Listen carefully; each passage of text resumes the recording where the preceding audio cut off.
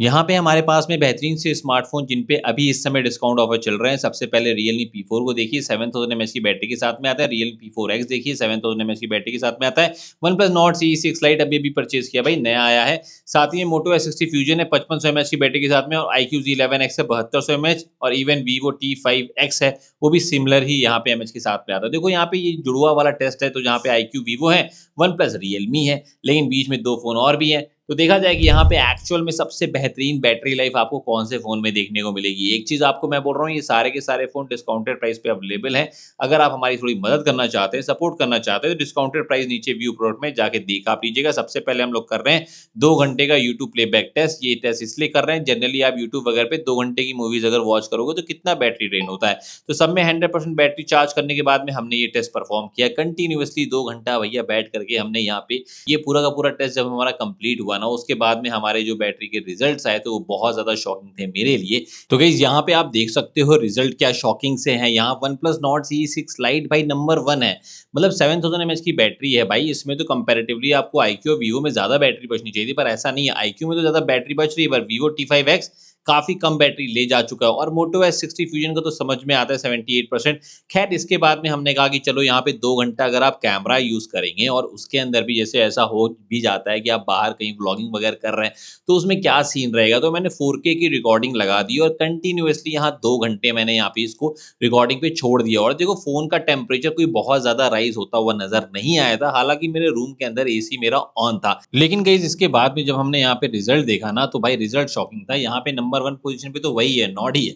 लेकिन नंबर 2 की पोज़ीशन में आप देखिए Realme और iQOO आ चुके हैं, और नंबर 3 पे Realme P4X और T5X, और अभी भी सबसे कम है Moto S60 Fusion। पर चलिए भाई, बहुत ज़्यादा यहाँ पे डिफरेंस चलिए यहाँ पे नहीं आ रहा है।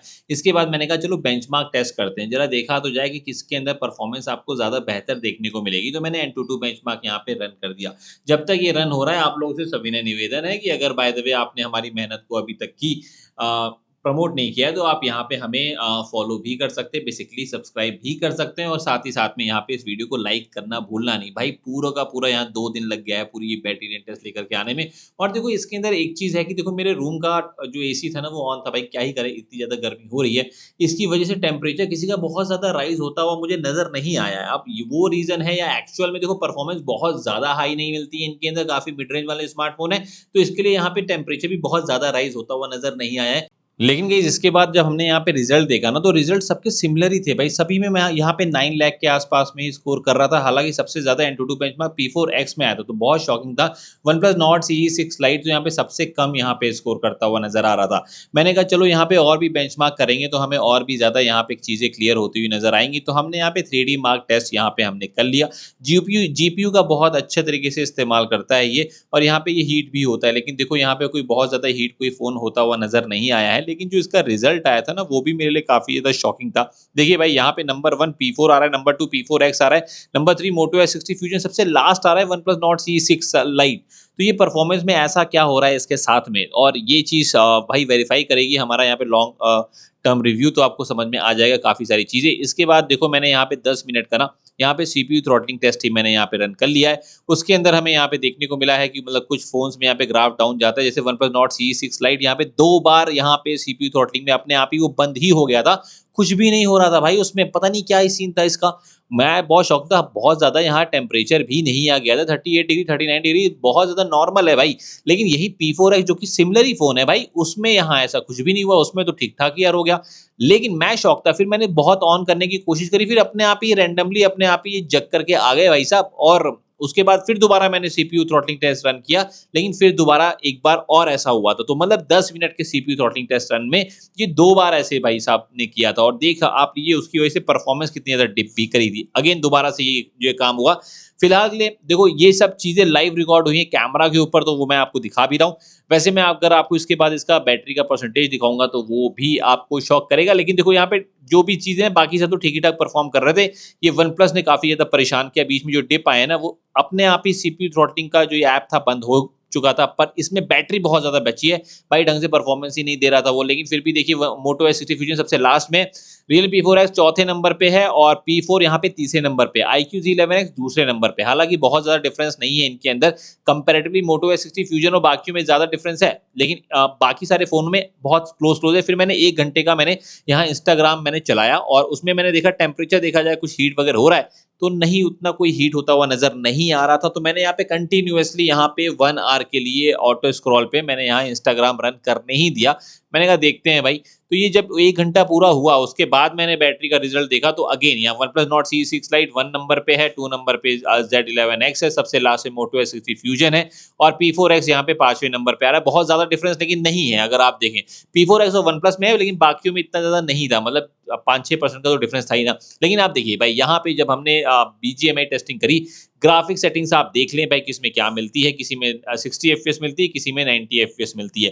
तो मैंने हालाँकि सभी में मैंने 60 एफपीएस किया है, ग्राफिक्स को पॉज़ करके भी आप चेकआउट कर सकते हैं किसमें क्या मिलती है। मैंने 1 घंटा कंटिन्यूअसली मैंने यहाँ गेमिंग करी है और देखो मैं एक चीज़ बता दूँ, गेमिंग के दौरान भी मुझे कोई फ़ोन बहुत ज़्यादा हीट होते हुए नज़र नहीं आए। बट जब फ़ोन हीट नहीं हो रहे हैं फिर भी यहाँ पे फ़ोन अपने आप ही चलते-चलते बंद हो जा रहे हैं, तो मैं क्या ही बोलूँ। फिलहाल के लिए देखो मैंने यहाँ पे पूरा का पूरा 1 आवर एकदम बैठ करके मैंने यहाँ पे गेमिंग करी है। उसके बाद मैंने यहाँ पे कहा कि चलो ठीक है गेम बंद होने वाला है तो एक बार टेम्परेचर भी देख लें। iQOO Z11X 36 डिग्री था, बस मैक्सिमम वही था, वरना बाकी तो फ़ोन तो यहाँ पे 35 भी टच प्रॉपरली कर नहीं रहे थे। फिर जब मैंने बैटरी देखी तो OnePlus Nord CE6 Lite में अभी भी 40% की बैटरी बची थी। सेकंड नंबर पे Z11X था, तीसरे पे T5X था। यहाँ पे P4X 5वें पे, सबसे कम यहाँ Moto X60 Fusion है। भाई यहाँ BGMI की टेस्टिंग में बहुत ज़्यादा इसने ड्रॉप कर दिया। लेकिन फिर मैंने कहा कि चलो भाई इसके अंदर अब हम लोग एक काम करते हैं कि यहाँ पे गूगल मीट कर लेते हैं। गूगल मीट की क्लासेस होती है ना, तो वो तो करना ज़रूरी है ही है। तो हमने कहा कि चलो भाई यहाँ पे गूगल मीट की क्लासेस हम लोग कर लेते हैं।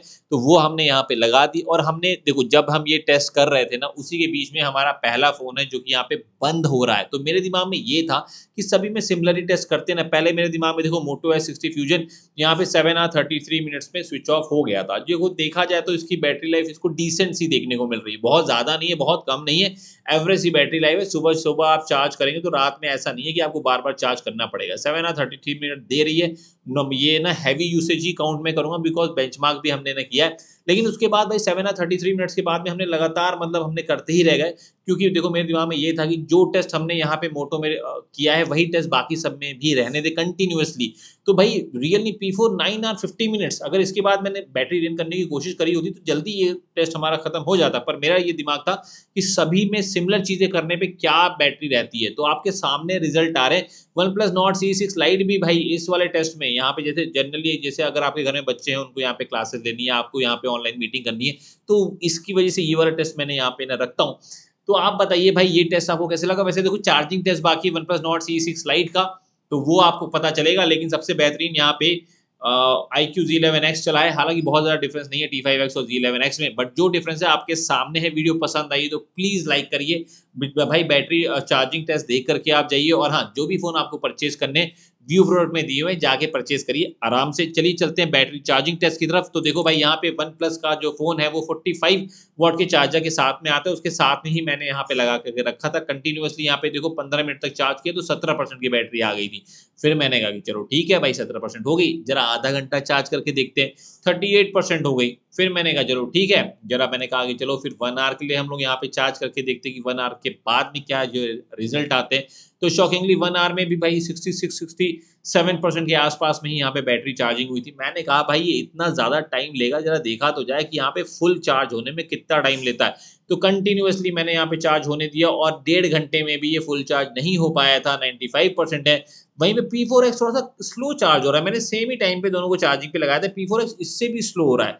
बट लेकिन यहाँ पे अब आपके सामने जो रिज़ल्ट है वो आपके सामने है, ठीक है? मैंने कोई चीज़ छिपाई नहीं है। जो भी चीज़ें अगर वीडियो पसंद आए तो प्लीज़ लाइक करिएगा, अपने फ्रेंड्स एंड फैमिली के साथ में भी शेयर करिएगा।